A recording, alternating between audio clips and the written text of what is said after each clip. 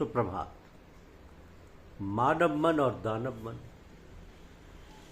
मानव मन और दानव मन। मन को प्रभु नाम की शक्ति से एकाग्र करने पर मन की सभी सेनाएं, काम, क्रोध, लोभ, मोह, अहंकार आदि काबू में आकर मानव मन के शुभ कार्यों, शुभ विचारों, सत्संकल्पों में बाधक नहीं बन पाती। आज दुनिया भर में मानव का मन दानव बनकर मानव को ही नष्ट कर रहा है। ऐसे संकट पैदा करने में मानव का बेकाबू मन ही कारक है, जिसका निदान किसी के पास नहीं है। केवल समय के सद्गुरु महाराज ही इसका इलाज कर सकते हैं।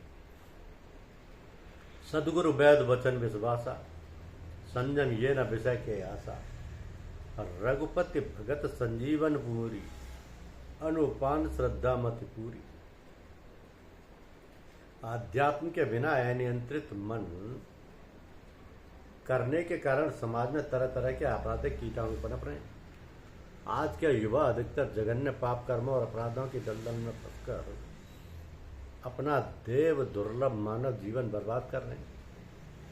घर, परिवार, समाज और राष्ट्र की भयंकर त्रासदी से लगता है कि मनुष्य क्या इस संसार को नष्ट भ्रष्ट करने के लिए ही पैदा हुआ है। मानव मन को प्रभु के सच्चे अविनाशी नाम से जोड़कर ही अनेक फलों की प्राप्ति हो सकती है। अपने ही बनाए हुए चक्रव्यूह में फंसे हुए हम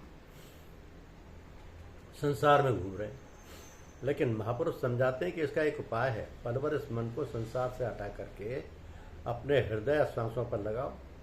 यही सुमिरन है, यही साधना है। अब ये इतनी सरल चीज़ है, लेकिन इसको निभाना बड़ा मुश्किल हो जाता है। हम सोचते हैं जो अनुभव हम संसार में प्राप्त कर रहे हैं वही इतना बड़ा अनुभव है कि कोई इससे बाहर निकलने की सोचता भी नहीं है। ये जीवन आपकी महत्वाकांक्षा को पूरा करने के लिए थोड़ा ही बना है। महत्वाकांक्षा तो बदलती रहेगी जैसे जैसे समाज बदलता रहेगा। मोबाइल फ़ोन का प्रयोग या दुरुपयोग इतना ज़्यादा बढ़ गया है कि हमें इसके अलावा कोई दिखाई नहीं देता है। चार लोग बैठे हैं तो आपस में बातें नहीं कर रहे हैं, बल्कि मोबाइल में लगे हुए। फ़ोन एक माध्यम है कि हम एक दूसरे की कुशल क्षेम के बारे में जानकारी लेते रहें, लेकिन आज मोबाइल एक व्यापार बन गया है। सारे खेल तमाशे, समाचार आदि जानने का माध्यम है, किंतु उसका अति दुरुपयोग हमारी युवा पीढ़ी को पतन के रास्ते पर ले जा रहा है।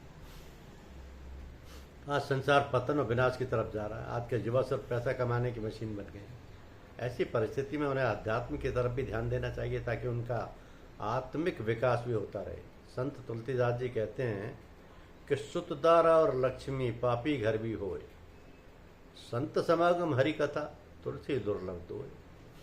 यानी अपने ख्याल से मनुष्य कितना बंधा हुआ है कि जैसे आप ही तो खानों से पत्थर निकाल कर लाते हैं, आप ही उसके ऊपर बैठ कर गढ़ते हैं, आप ही उसकी प्राण प्रतिष्ठा करते हैं, आप ही उसकी सजावट करते हैं, आप ही दिया जलाकर आरती करते हैं, आप ही भोग लगाते हैं, और फिर आप ही उसके आगे मत्था रगड़ कर उसके फल भोगते हैं, उससे फल मांगते हैं।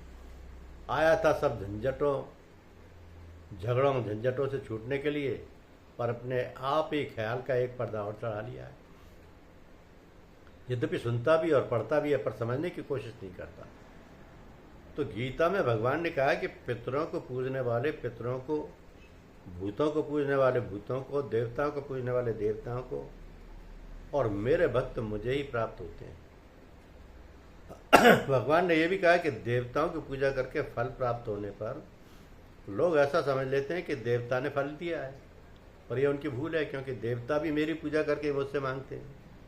अतः अंतर्यामी रूप से फल देने वाला मैं ही हूँ, मगर अज्ञानी लोगों की समझ में ये बात नहीं आती। इसलिए ऐसे नराधम लोग मुझे प्राप्त न होकर सदा आवागमन के चक्र में ही घूमते रहते हैं।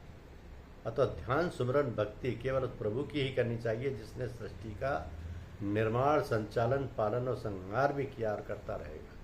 धन्यवाद।